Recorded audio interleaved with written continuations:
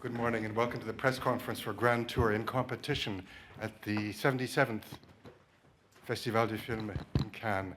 It's a huge pleasure to introduce some of the people behind the camera and in front of the camera at today's press conference. I will start at the other end of the table. Director in her own right, she's also produced documentaries and feature films, including last year's Cannes entry Legua and Miguel Gomes's 2021 Tsugua Diaries. She's currently in post-production on Margarita Cardoso's next feature, producer Philippe Arèche.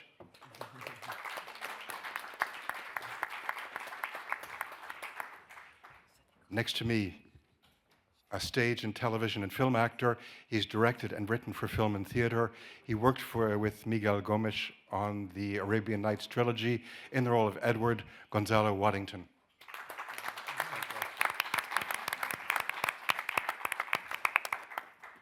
Our next guest worked with Miguel Gomes on his Arabian Nights trilogy. She embodied the scintillating Scheherazade. She was also in his Tsugua Diaries in the role of Molly, Krista Alfayate.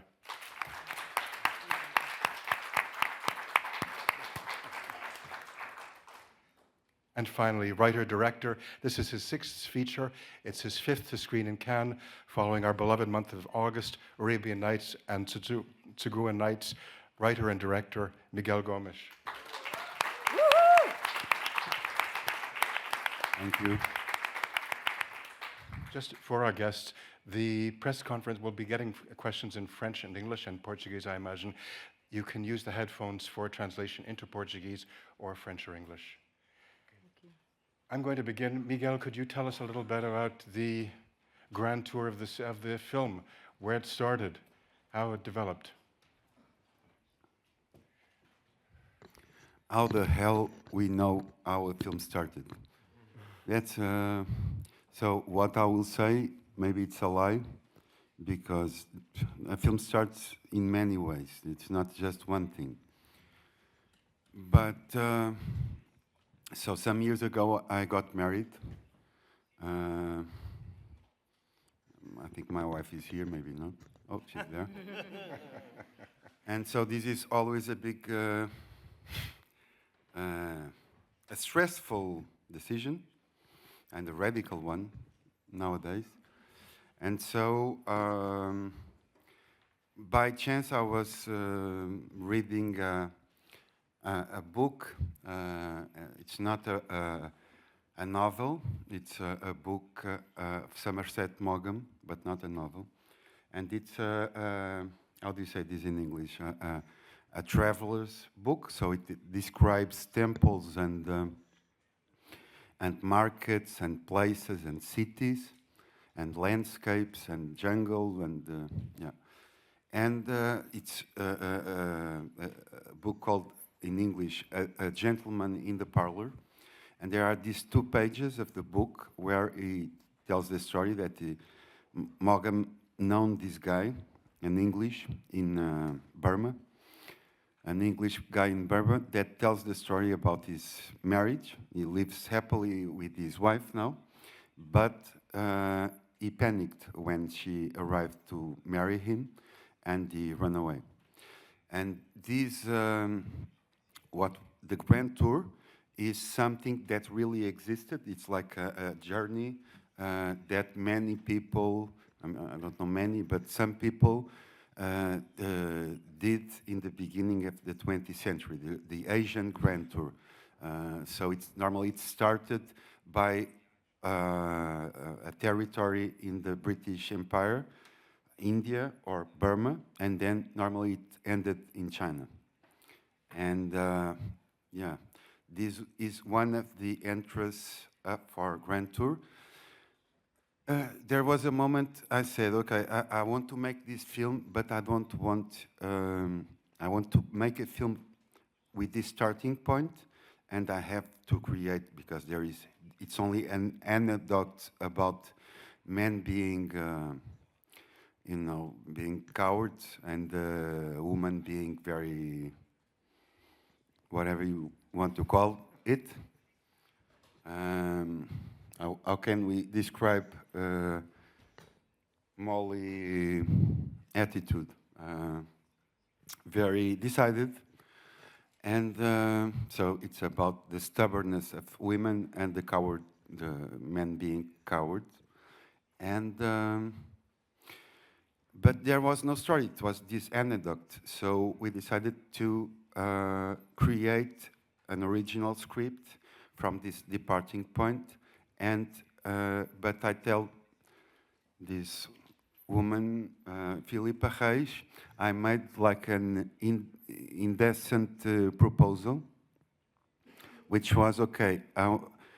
To write the script, I need to make the journey. I want to go with the screenwriters, but I also want to shoot this, to create an archive of images, and then we'll put this image on the film, and I'll write the film in reaction to these things we have shot, we have found in our journey. So I'll have first to do the grand tour. And she said yes. What else to say?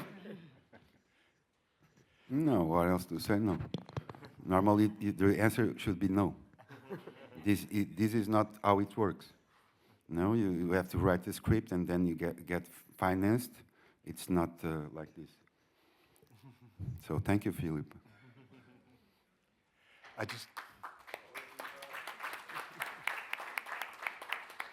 just like to remind everyone, including the journalists present, that feel free to speak in English, French, or Portuguese. We have translation via headphones.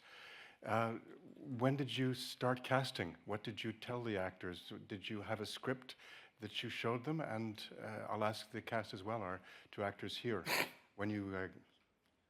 No, definitely there was a script. After I shot this archive, so I invented my found footage for this film. I fabricated my found footage. Normally the found footage in a film normally is the past. Here in studio we had the past, and so we had present found footage that we fabricated, we filmed. But then, of course, we wrote the script, and the actors, we wrote the script, we cut the script when there was no money, of course, evidently. But there was a script, and we worked, we rehearsed, we worked some weeks before the shooting in studio with them, and the crew knew the script. None of the work with the actors was done on location? It's so convincing, it's so beguiling, entrancing, the footage.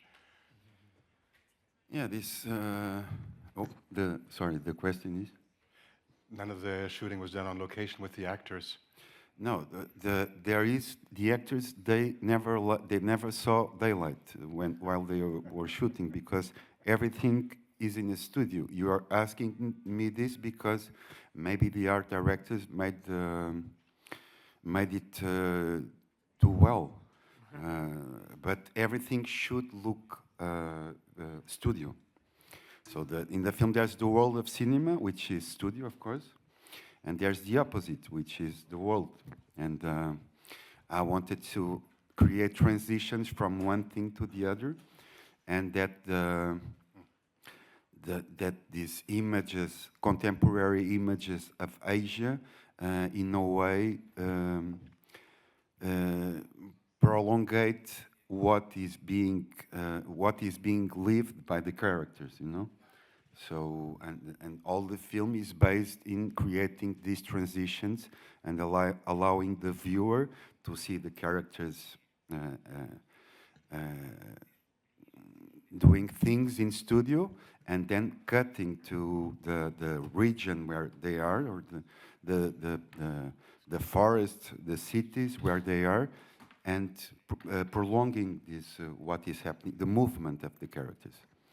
So the film is about movement, and we move also. We don't just move in space, but we also move from studio to the world of cinema to the real one. I have a question for Krista and for Gonzalo. We don't know much about your characters who are shrouded in mystery. Krista, we don't know why you were chasing after so determinedly your fiancé. And Gonzalo, I can't for the life of me imagine why you would be running away from Krista. Did you invent backstories? Were you working on this, or how do you create a character? No backstory. I just worked with the script and they wrote and what Miguel told me. But the only thing is, people talk about his cowardice. I don't think he's a coward. For me, I didn't play it as a coward. I just think it's a Proustian thing. I love her when she's not with me, so I need to be away from her to keep loving her.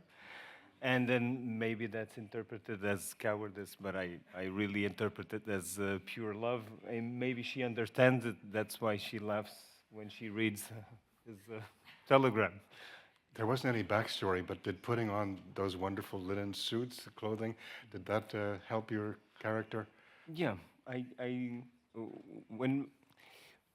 when I started picking things with Sylvia, she was the one that dressed us. I really believe that when you put the shoes and the clothes, most of your work is done. So there's no psychology to it. I didn't. That's the really fun thing about it. It's more the humor that drives me, and the work with Miguel and with Kristen, because we worked together a lot, and we didn't shoot together, but we worked together, and that was quite fun. Krista? For Molly, I guess that 7 years waiting for the marriage is enough background or enough of a reason to chase it. I think she was waiting supposedly for 7 years. But also, there was not much background other than this, and she was decided to go. And maybe we think there's the disease part that put this decision more urgent. How did you come up with the laugh? It's not your natural laugh. It was. It was for a few months my natural laugh. I had to rehearse to take it out of my life after the film. So we rehearsed, working on the script, and as soon as we got off of the table, that was a starting point. So we spent one day It was laughing. the first day. The first day of rehearsing was to find out how she would laugh. So we spent the whole day laughing. A lot of choices. And I think by tiredness, this was a proposal like, and yeah, I think it was like, that is interesting. So we started working from there. Miguel, I hope you'll consider using some of those outtakes as the bonus on the Blu-ray. We have a question in the audience. I'll open this up to journalists. Yes, on the right here. Oh, in the middle.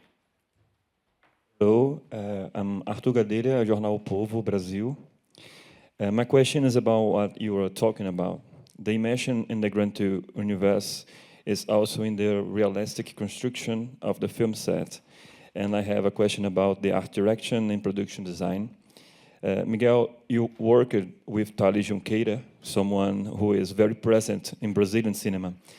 So I want you to tell us how you came to this choice to be him, and what this collaboration was like on set. In fact, there were two art directors. So we have Thales Junqueira, which is the art director of Kleber Mendonça, no? And we had also Marcos Pedroso, which is the art director of Karim Ainus. So we had, maybe I'm being unfair, but I think we had the two best art directors in Brazil, at least. And yeah, because I was working, I knew Thales because we were working in another film in Brazil that we didn't make, but we are going to make, no, Filipa? We didn't make it yet. You didn't make it yet, says Filipa. And this film was the adaptation of Os Sertões, so Savagery is the title. And I knew Thales because I was working with him. He designed already the city of Canudos and so I loved work with him. And I said, "Do you want to make this film? We have to create, you know, trains, damaged trains in studio. We have to create jungles, bamboo forests, Thai palaces." And he said, "Yeah, it looks great, but I have to work with another person because this is too big." Normally, nowadays, it's very rare to work in studio the old way, like construction, not you know, LED things, lights, and special effects. It's a digital world. It's material world in studio, and so I love to work with them. It's unusual to work with two art directors, but perhaps even more unusual to work with three cameramen, directors of photography. What was behind that choice? It was life that was behind that choice because I had planned two. So I worked with Sayonpu Mukdeprom, that I already worked in Arabian Nights, which is the normal DOP of Apixapong, Verazatakul, and others, Guadagnino, and so I planned to shoot with an Oriental DOP on Asia, and I wanted a Portuguese, Rui Poças, that made Tabu already with me in studio. So we had planned two. And then there was but our journey in Asia was interrupted. So there was a moment because of COVID, because we were in February 2010, and so we could not enter China. We finished in Japan, and so because of this Chinese policy of COVID-0, we could not enter China to continue the shooting. And so I had to make an option. And 2 years after, with Monk, the Chinese producer, we talked, what is the solution? He told me, okay, you can come in, but we have to do quarantine, maybe not be able to smoke for some weeks, because we'll be inside this a place where people do quarantine. And I said, I don't do that much sacrifices for cinema. So I proposed, okay, let's see how this remote shooting works. So me in Lisbon, living in on the time zone. Thank you, Patricia. In the time zone of China, which is the night in Lisbon, of course, and being in an R&B apartment with one of the screenwriters, Marianne, and an assistant director, and a person from production, and just having these monitors and seeing what they were seeing through their cell phones, and to have also the image of the camera.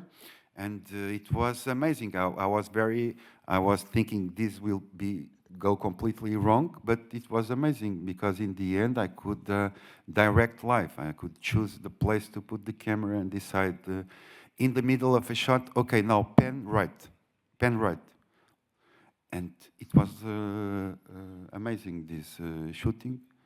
Unfortunately, they were eating what I was always very interested in, what they were eating, because we skipped that part, which is very important to me. It's not the same of course, it's not the same to be many kilometers away from what we shoot, but it was efficient, yeah, that for sure. Thank you. We have a question on the right. And so, in this case, we had the third DOP, Liang. Thank you. Hi, I'll put the question in Portuguese, okay? Sure. It's Rodrigo Fonseca, from Correio da Manhã, do Rio de Janeiro. Pergunta para o Gonçalo e para a Crista. Eu queria que vocês falassem um pouquinho sobre o método de direção de atores do Miguel. E, Miguel, falando sobre o seu filme de uma perspectiva brasileira, esse filme tão prussiano, é impossível não pensar na questão do colonialismo. Eu queria que você falasse um pouquinho dessa relação, dessa reflexão sobre o colonialismo, principalmente em relação a esse filme, O Tabu. So I'll start with the colonialism, and then they'll answer about what happened with them being directed with me. Yeah, Tabu is pretty much the center of the film is colonialism. I'm Portuguese. I'm not British. So in this case, I don't think this subject, of course, it's very present, but it's not central for me in the film. You have to find other centers for the film. Okay, it's a thing that is present, and of course there are scenes where you can talk about this issue. I think I don't want to impose myself and to say what I think is the center of the film. Do you want me to do it? No? Okay. If you're not comfortable with the term colonialism, what about Orientalism? We are more close. I think the film is about faith, About? believing. It's a film about someone that apparently does not believe too much. There's a woman that apparently believes a lot, maybe in a not reasonable way.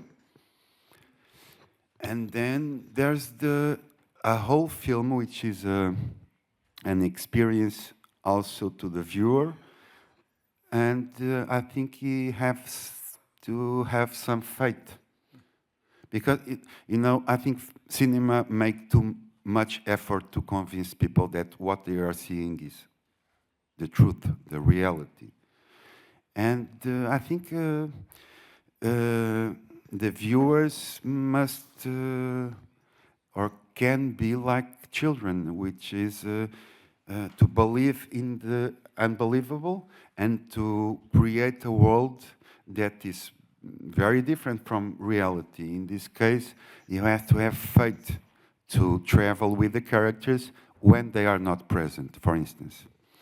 So, to be an active viewer. And yeah, it's about puppets and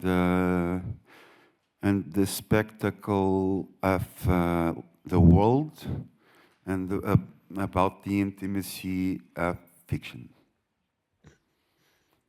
But no. You guys? You Please. had another question. Krista. In this specific film, the rehearsals were really well structured. So we rehearsed for 1 month. Each one of us rehearsed alone first, and then with each other's part, or watching the other. But later on the period of rehearsals, and each day we rehearsed with a new character, and then eventually on filming, this part was already done. So for rehearsal, this was the structure. Yeah, I think the most interesting part was to finding the tone of the acting, of what Miguel wanted it, and so I really like to be a puppet.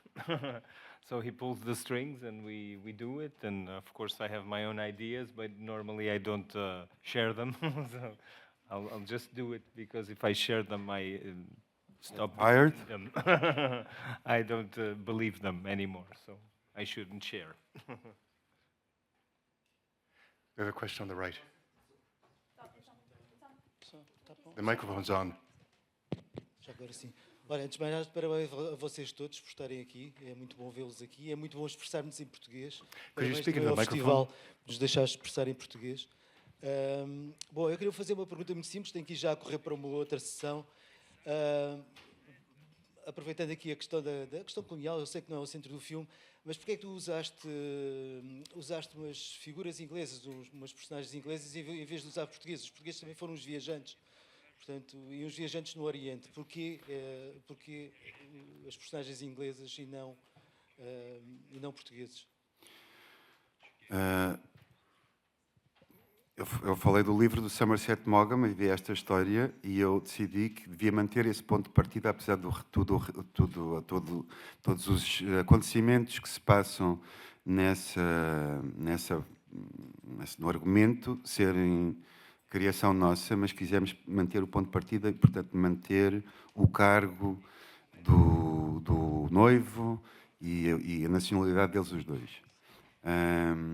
Lembrei-me também dos filmes do René, por exemplo, o Smoking No Smoking, filmes que têm um lado muito teatral, ou seja, onde o artifício é muito assumido. Estamos muito longe do realismo e nesse sentido, decidimos manter isso e pô-los a falar português. Houve alguma pressão inicial dos produtores relativamente à ideia de, bom, se eles são ingleses, então vamos pô-los a falar inglês. Não houve pressão. Pronto, ela diz, da parte dela não houve pressão. Não, discutiu-se isso, a uma certa altura, e discutiu-se bastante. Vamos ser sinceros, Filipe. Mas não houve pressão, desculpa. Pronto, houve alguma pressão, não da Filipe, mas eu tenho memória. Então, claro, por uma questão de mercado. E não era isso que eu queria. Eu queria o artifício. O artifício é ter personagens ingleses a falar em português. E é uma coisa que, por exemplo, que é obviamente uma coisa que vem do teatro, quando se está a adaptar Tennessee Williams, eles falam numa peça portuguesa, apesar de terem nomes ingleses, falam em português. E é qualquer coisa que eu queria muito ter neste filme. Pela oposição também entre estarmos num limite do espectro de teatralidade ou de artifício e, pelo outro lado, temos uma colisão com as imagens contemporâneas.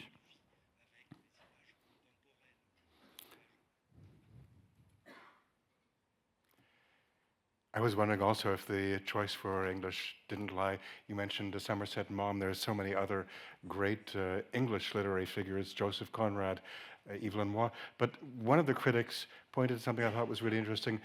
You could see the film as a screwball comedy, and I could imagine Katharine Hepburn or Cary Grant in these roles. Yeah, God, that didn't happen. yeah, but I think we talked a little bit about this too, no? Of course, this is a strange screwball comedy because normally in screwball comedies, if you had Katharine Hepburn and they would act together, no? Normally, but this is a Portuguese film, so they don't act. So it's a strange screwball comedy, but there's something that we thought about.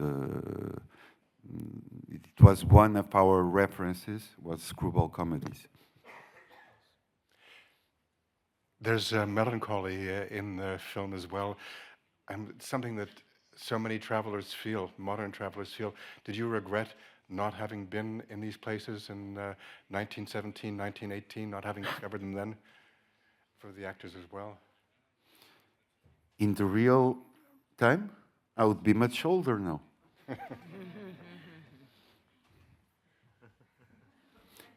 No, it's what is interesting in cinema is that you can, really travel into an alternative world, a fictional world with that contains all the times. the memory of past times, the time of today, the time we live, because we shoot every day, and every day is like the present of each day of shooting, and we must not ignore it. And yeah, so I'm fine with shooting a film where things happen in 1918 and living in 2024. Philip, I can imagine this film, the pre-production and production weren't a screwball comedy. What were the difficulties?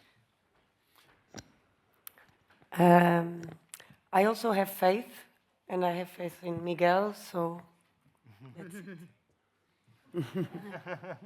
But then it would be a screwball comedy that changes, because the point of view changes, no? In the middle of the film.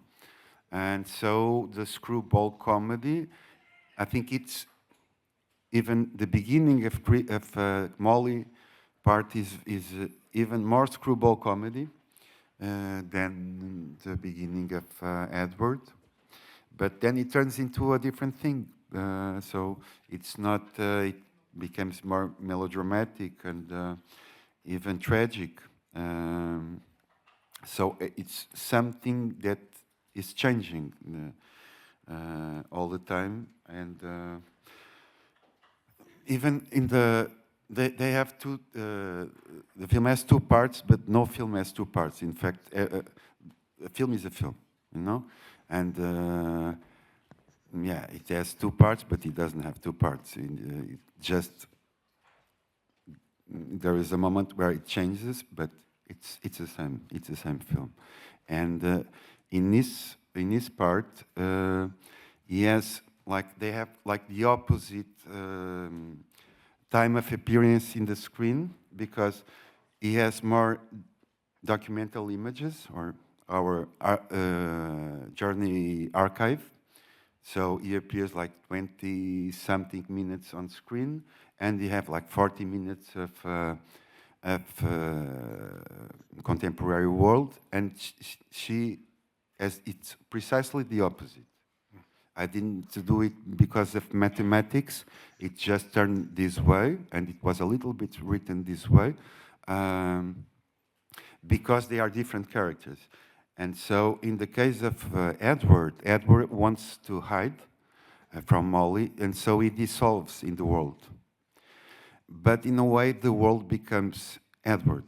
So when he's progressing through the film, something changes in his relation to the world, and because his relation with Molly is changing.